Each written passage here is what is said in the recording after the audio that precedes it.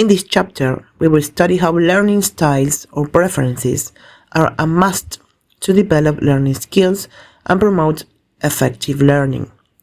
The chapter will provide examples of how to manage learning styles in the classroom, the school institution, and how to exploit the vast range of learning styles in order to promote, as we said, effective learning.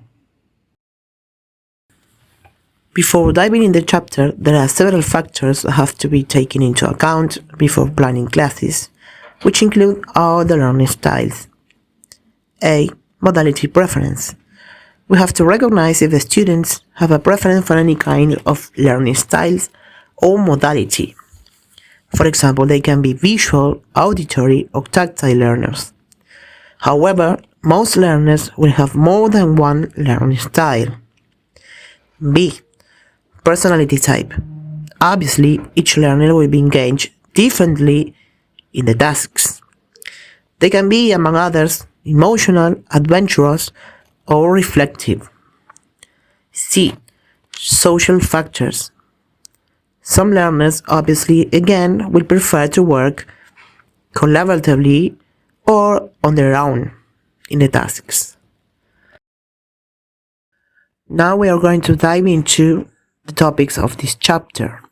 Firstly, planning and gathering resources to cover the vast variety of learning style in the classroom is really challenging. That's why the chapter gives us some helpful tasks to do before planning. We have to identify learners' individual learning style, as we said before. We have to identify curriculum objectives and plan tasks to achieve them. We have to identify resources to support each learning style.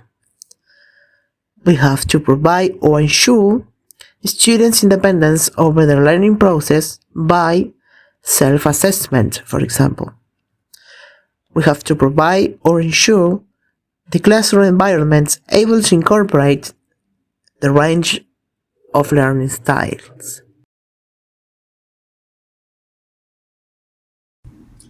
The learning environment. The learning environment and classroom atmosphere play a crucial role in effective learning.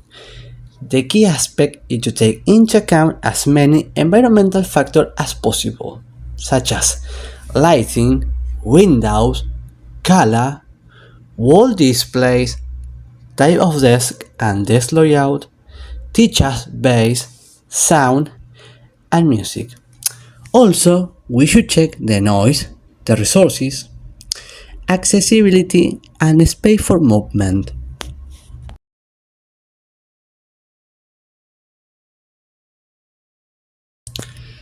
Model of learning style. Kolb's experimental learning model categorizes learners into 4 types: the Venga, assimilators, convenga, and accommodators. The model emphasizes the cyclical process of learning through reflection, conceptualizing action, and further experience. Given 5 learning systems. Emotional, self-direction. Self-direction is crucial for effective learning. It involves learners being confident in themselves and willing to take learning risks. Social, self-assurance. Collaboration with others can greatly engage the learning experience. However, it requires confidence and self-assurance to work constructively in group setting. Cognitive, self-regulation. Self-regulation plays a vital role in effective learning, and it allows individuals to have control over their learning process. Physical self-control plays a significant role in learning, particularly in terms of attention and task persistence. Learners with attention difficulty often struggle with physical self-control, as evidenced by impulsive behavior. Reflective self-assessment is an advantage stage of learning where learners with a strong metacognitive skill can self-correct and reflect on their learning task.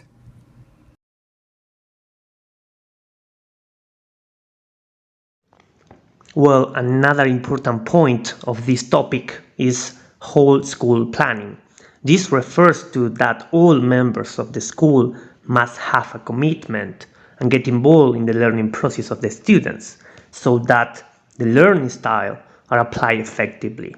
They have to dedicate time sharing ideas and resources and introduce this concept systematically and collaboratively, where not only the teachers but also the school's management have to participate. This project has a framework that is divided by 5 stages. In a few words, I will explain them. Stage 1. Here all members make an agreement and gather information using a variety of instruments in class. Stage 2. There must a coordinator appointment that could be the teacher or another person, and planning different type of assessment, and also they discuss different point of view. Stage 3. It is the development stage that combine knowledge of learning style and knowledge of the learners. Stage 4, here parents and children have to receive information about the learning style. And finally, the stage 5, they discuss about the implementation of the learning style and make frequent evaluation meetings including teachers, parents, and children. So to conclude, we think that the role of the self-knowledge is a useful tool for developing independent learning skills, and the most important is that helps students to think and reflect on their own learning process.